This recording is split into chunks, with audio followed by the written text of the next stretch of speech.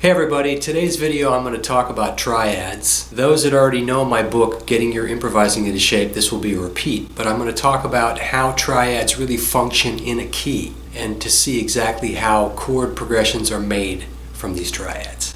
Check it out. If we take the chord scale in the key of C major, and this is a voicing 1-5-7-3, and we walk up, we've got the 1 chord C major 7, 2 chord D minor 7, 3 chord E minor 7, 4 chord F major 7, the 5 chord G7, the 6 chord A minor 7, the 7 chord the B half diminished or minor 7 flat 5, and we're back to C. You can outline chord shape here to see that there are actually 2 triads in this. There's a C and an E minor. But if I move diatonically with those triads, I don't really understand what triads really do, how one moves to the next. Not diatonically where all the notes move, but like if you talk about a scale moving 1 note at a time, what happens if you move the triads 1 note at a time? This is where it gets interesting. We'll start here with C major because that is the root triad. If you take that triad, there's only 2 motions that you can do in order to keep it in the key of C. I can either raise the 5th, a diatonic step, and now I have A minor, or I can lower the root, and I have E minor. For the purposes of this, I'm going to go up, so I'm going to raise the 5th. So I go from C, raise that note, now I have A minor. Now the A minor, I'm going to do the same thing, I'm going to raise the 5th. Now the 5th now is on the middle string, and if I raise the 5th a diatonic step, I get F major. If I raise the 5th of this F major, which is now down here on the 3rd string, up a diatonic step, I get D minor. So what you basically have diatonically is this. And chords. Now if I raise the 5th, which is now on the 1st string again, up a diatonic step, I get B diminished. If I raise the 5th, up a diatonic step, I get G major. If I raise the 5th, up a diatonic step, I get E minor. Now if I raise that E minor, the 5th up a diatonic step, I'm back to C. So within that entire octave of that scale, so to speak, I've utilized diatonic motion.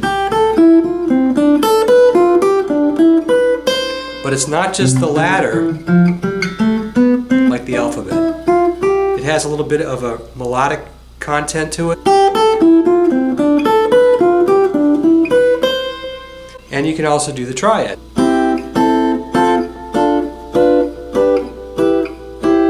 Outline the triads.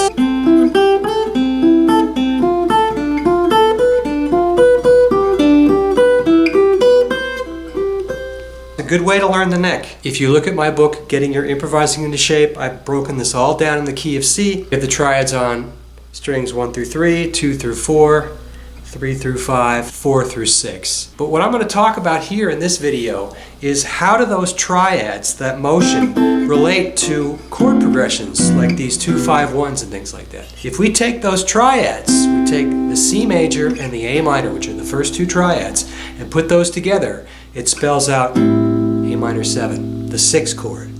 If you take the next 2 triads, which are F major and D minor, you get the 2 chord, D minor 7.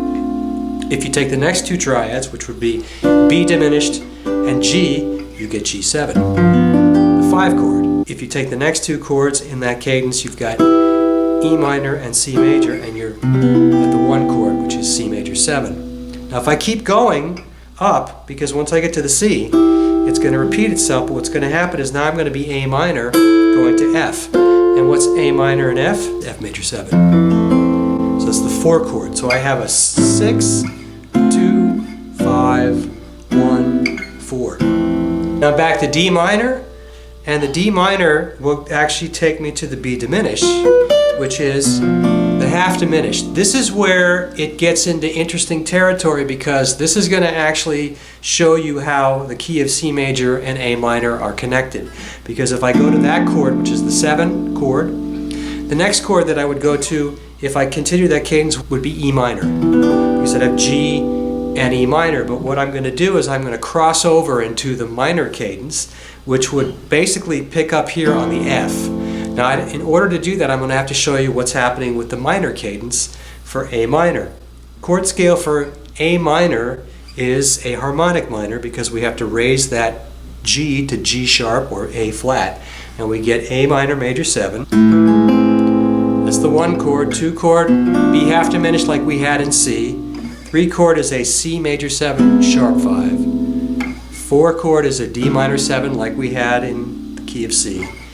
5 chord, E7. Next chord, the 6th chord, is an F major 7 like we had in C.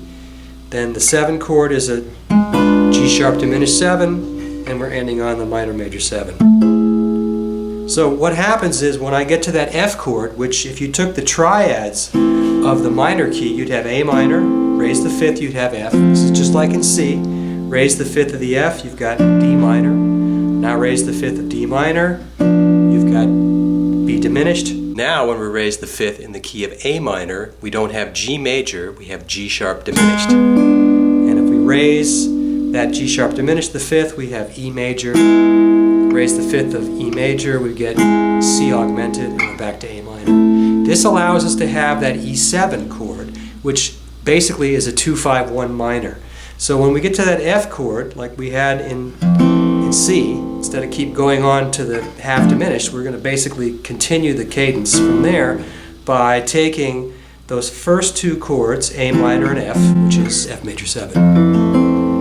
And then the next 2 chords are D minor and B diminished, that's the half diminished. But then it gets interesting because we have G sharp diminished and E major, and that's our E7. After that E, now we have this, the C augmented and A minor, which is A minor major 7. In a minor 2-5-1, you don't have to end up on a minor major 7. But that's what happens if you stick to the actual chords. But what we do in our cadences, we tend to end on a minor 7 because it's more of a resolved tone. You can do either one, but this just shows you how we have those cadences. And if you look, what I came up with is I started on A minor, which is the 6 or the 1 of the minor, 2, 5, 1, 4, minor 2, 5, and then back to 1.